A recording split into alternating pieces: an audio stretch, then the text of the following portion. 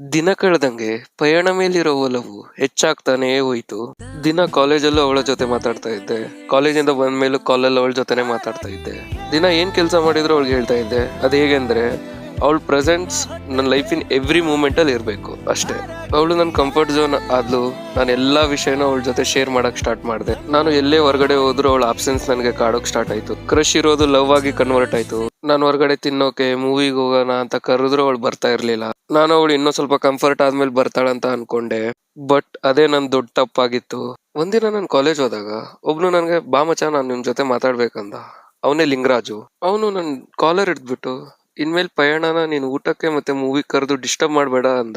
ನನ್ಗೆ ಶಾಕ್ ಆಗೋಯ್ತು. ನಾನು ಪಯಣ ಮಾತಾಡಿರೋ ವಿಷಯ ಲಿಂಗರಾಜುಗೆ ಹೇಗ್ ಗೊತ್ತಾಯ್ತು ಅಂತ ನಾನ್ ಕೇಳ್ದೆ, ಪಯಣ ನಿಂಗೆ ಹೇಳಿದ್ಲ ಅಂತ. ಹೌದು ಅಂತ ಅವನಂದ.